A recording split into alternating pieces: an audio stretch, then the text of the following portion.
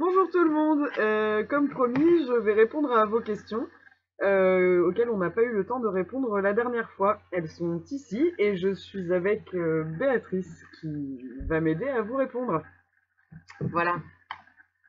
Alors, pour commencer, pourquoi les garçons se branlent-ils?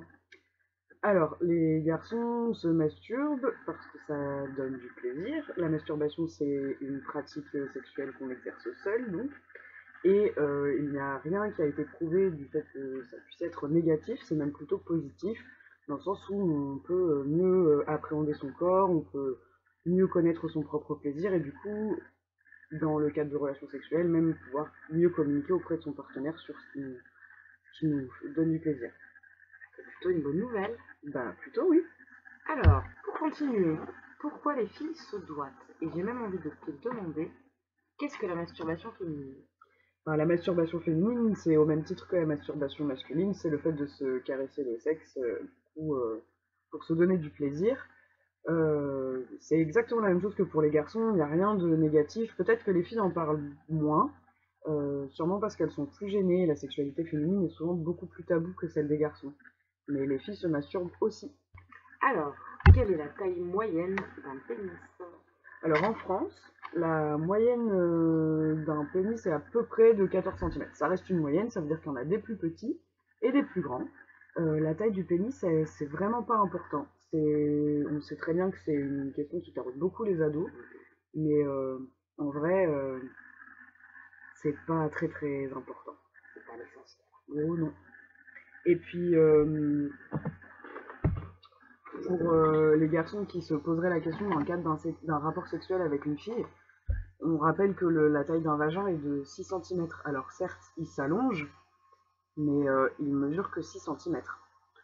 Donc en vrai, la taille du pénis, même dans le cadre du plaisir, que de donner du plaisir dans un rapport sexuel, c'est vraiment pas important. Alors, question qui est essentielle, mais pourquoi les règles? Pourquoi les règles? Alors, si on reprend le schéma, on calcule le cycle menstruel d'une fille à partir du premier jour de ses règles. Au bout de 14 jours, après ce début des règles, il y a ce qu'on appelle l'ovulation, donc un petit ovule qui est aspiré par la trompe et qui va attendre environ 24 heures d'être fécondé par des spermatozoïdes. Pendant ce temps-là, tout le long des parois de l'utérus, ce qu'on appelle l'endomètre, c'est plein de petites poches qui vont se gorger de sang. Si l'ovule n'est pas fécondé, il va tomber. On ne le voit pas à l'œil nu, donc on ne s'en rendra pas compte. Par contre, ce qu'on voit, c'est les petites poches de sang, le sang des règles en fait. Et pourquoi les règles? Tout simplement parce que ça veut dire donc qu'il n'y a pas eu de fécondation. Quand il y a une fécondation, l'œuf qui a été fécondé par un spermatozoïde donc, va venir se fixer sur ces parois, sur ces petites poches de sang, d'où le fait que les filles n'ont pas de règles quand elles sont enceintes. Alors, cette fois-ci, on aura deux questions regroupées. Pourquoi les garçons ont l'esprit plus tordu que les filles? Question 1 et question 2. Pourquoi quelques garçons sont obsédés? Intéressant. Ouais, c'est hyper dur de vous répondre devant un ordinateur. J'aurais bien aimé en discuter avec vous.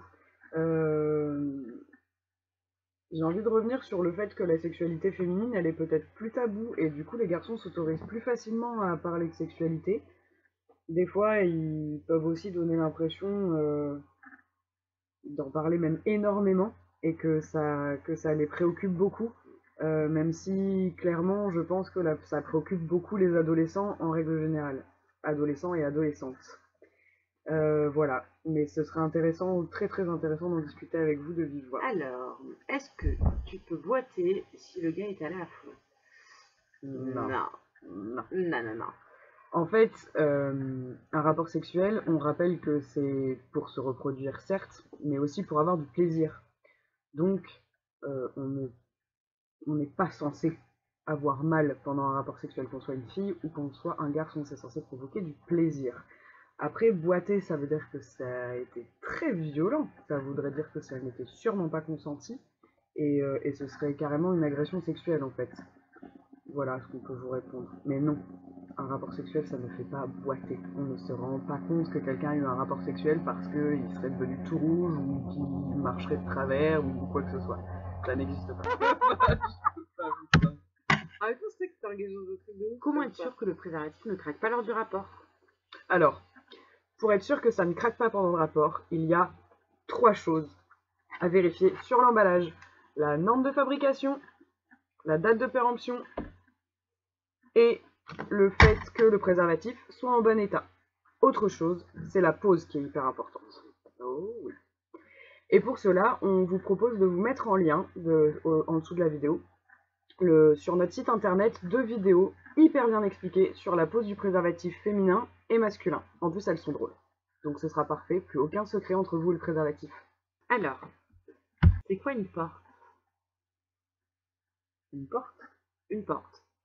Porte P-O-R-T-E. Moi, ça n'évoque rien, porte. Alors, c'est étrange, mais moi, ça m'évoque l'ouverture. Tu vois, la porte d'entrée. Quand on a une ouverture avec quelqu'un. Ouais, en mode rapport de séduction, quoi. Ouais.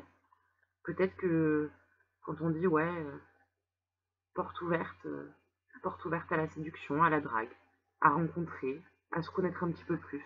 Ouais, c'est intéressant. À la séduction. Oui, c'est vrai. Mais c'est important, la séduction, en plus, non? C'est hyper important. Le fait d'être respectueux de l'autre, d'être à l'écoute de l'autre. Des fois, c'est pas évident de voir les signes qui s'offrent à nous quand on est séduit par quelqu'un. C'est ça. Des fois, on se pose beaucoup de questions. On remet tout en question aussi. C'est là que les copains, c'est chouette pour en discuter. C'est ça. Alors, dis-moi, Lauriane, combien de millilitres de sperme est expulsé lors de l'éjaculation? 5 millilitres. C'est tout, les gars. Il n'y a que dans le porno où les mecs éjaculent vraiment beaucoup. C'est 5 millilitres. Et s'il y a plusieurs rapports sexuels rapprochés, les éjaculations seront de plus en plus petites. Alors, je vais vous lire un petit panel de questions qu'on a réunis ensemble et on pourra en discuter après. Alors, qu'est-ce que l'hymen? L'hymen peut-il tomber même en n'ayant jamais eu de rapport? Si oui, lorsqu'il tombe sans rapport, est-ce que ça fait mal? Est-ce que les filles peuvent se dévierger en se doigtant? Est-on obligé de saigner pendant la déviergiation? Est-ce que la première fois ça fait mal? Pourquoi le premier rapport sexuel est-il douloureux? Et enfin, est-ce que nous pouvons prouver qu'un homme est puceau? Ok, ça fait beaucoup de questions. Alors, premièrement, on va peut-être séparer un peu la question de l'hymen et de la virginité la première fois, tout ça. D'abord, l'hymen, ce serait une membrane qu'il y aurait ici, à l'entrée du vagin, et qui servait tout simplement à protéger le vagin du liquide amniotique quand la petite fille était dans le ventre de sa maman. Donc elle n'a plus aucune utilité quand la petite fille est née. 40% de femmes n'ont pas d'hymen du tout à la naissance. Et cet hymen, il peut se détacher quand on fait du sport ou au premier rapport sexuel, au bout du 15e rapport sexuel. Donc ça n'est pas du tout un marqueur de virginité. La virginité, c'est de ne jamais avoir eu de rapport sexuel. Donc, quand on parle de masturbation, que ce soit pour une fille ou pour un garçon, c'est pas censé ne plus être vierge, mais ça, après, c'est aussi ses propres convictions et ses propres valeurs, et du coup, ça, c'est très très intime, en fait. Concernant la première fois, c'est pas censé être douloureux. Le truc, c'est que si on est très très stressé, qu'on n'est pas très lubrifié, que ce soit la fille ou le garçon qui n'ait pas une forte érection, enfin, qui n'ait pas vraiment, que le stress empiète sur l'excitation, ça peut être effectivement douloureux. Et là, dans ces cas-là, qu'est-ce qu'on fait, Béatrice? Bah, c'est évident, on arrête. On arrête, on en parle à son partenaire ou à sa partenaire et on essaye une prochaine fois. Et si la personne n'est pas en capacité d'entendre ce genre de choses, ben c'est que ça valait peut-être pas le coup de le faire avec elle, en fait, tout simplement. Donc il n'y a pas de stress à avoir, il faut juste en avoir très envie et être vraiment détendu. Et s'il se passe quoi que ce soit en termes de douleur, c'est stop. Voilà. La clé, c'est la communication. Toujours, dans une relation, c'est toujours très très important. On espère qu'on vous a un peu rassuré sur la première fois. Alors, comment se passe un plan à plusieurs? Alors un plan à plusieurs, c'est comme toutes les autres pratiques sexuelles. Ça dépend des partenaires, ça dépend du jour, ça dépend de l'humeur.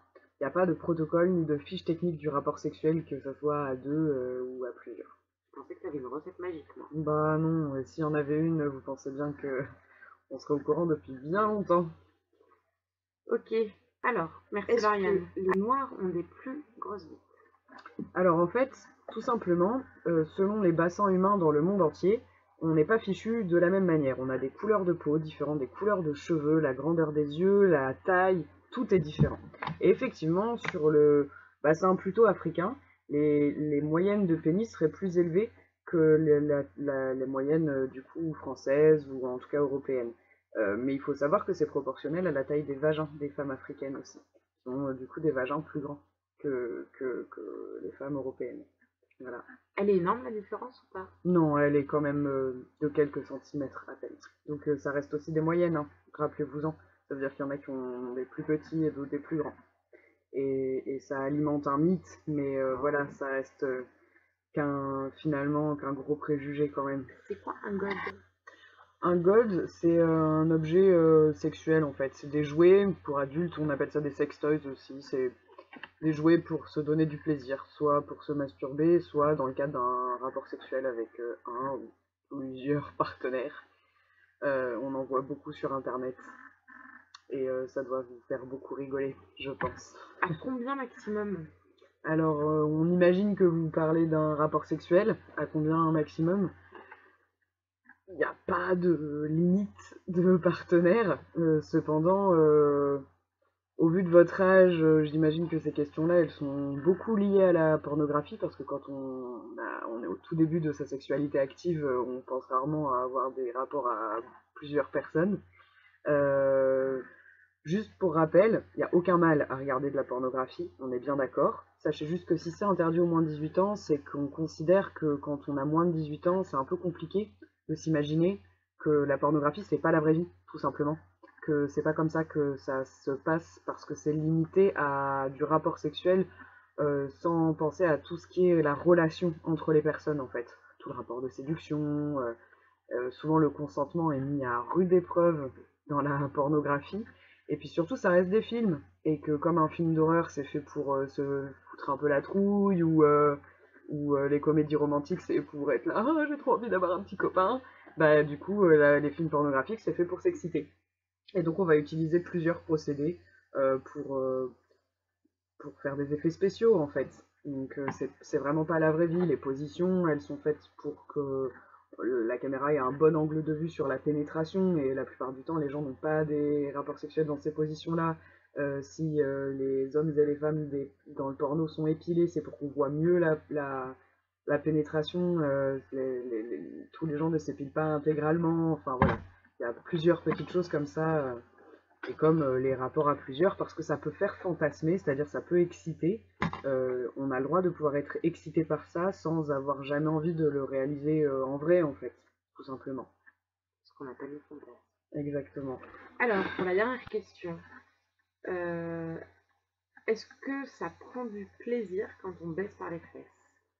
Alors, le rapport sexuel où il y a une pénétration par l'anus, ça s'appelle la sodomie. C'est une pratique sexuelle que des gens peuvent effectivement apprécier. Alors là, c'est le schéma d'un garçon de côté. Voyons le ventre ici, les fesses ici. Là, c'est le pénis. Donc là, c'est l'anus. En fait, les hommes peuvent prendre du plaisir parce que ça frotte leur prostate, que les filles n'ont pas. Donc les garçons, eux, prennent du plaisir comme ça. Et concernant les filles, en fait, c'est parce que ça va frotter les parois de leur vagin, tout simplement. Cependant, c'est une pratique sexuelle qui est assez particulière, parce que du coup, les filles, quand elles sont excitées, tout comme les garçons d'ailleurs, on sécrète un lubrifiant. Alors que dans l'anus, que ce soit les filles ou les garçons, on sécrète très peu de lubrifiant. Et du coup, ça peut être assez dangereux si on ne rajoute pas du lubrifiant artificiel, en fait. Et la deuxième chose, c'est que l'anus est un muscle extrêmement puissant, puisqu'il retient le fait qu'on fasse caca. Et que si on n'est pas très excité, qu'on n'est pas très détendu, qu'on n'en a pas vraiment envie, ce muscle-là serre très très très fort, et que si la pénétration est forcée, ça risque d'être effectivement douloureux et de créer des fissures, voilà, des choses qui pourraient laisser des séquelles. Donc c'est vraiment important de bien préparer ce rapport-là. Souvent les jeunes ne commencent pas, ne rentrent pas dans leur sexualité avec ce genre de pratique. Voilà, et n'oubliez pas, dans la sexualité, rien n'est obligatoire. Bon, petite dernière vidéo pour dire que on a pris beaucoup de plaisir, on s'est bien amusé aussi pour répondre aux dernières questions qui restaient. C'est plutôt pas mal parce que nous, ça nous fait encore innover, faire de nouvelles choses. Je sais pas ce que t'en penses, toi, Lauriane, mais... Oui, on s'essaye à faire des vidéos, alors on n'est pas sûr qu'on soit des youtubeuses parfaites, c'est loin de là, Mais c'était vraiment très marrant. Et donc merci de nous avoir donné l'occasion d'avoir cette expérience-là. On espère effectivement que ça vous plaira. N'hésitez pas à aller faire un tour sur notre site internet ou à fouiller un peu notre Instagram. N'hésitez pas à nous envoyer des messages ou des petits mails pour nous poser d'autres questions, à venir nous voir. On est hyper disponible. Là, on est dans le bureau de la consultation, le bureau d'accueil. Vous avez nos horaires d'ouverture. N'hésitez pas à faire appel à nous. À bientôt! À bientôt!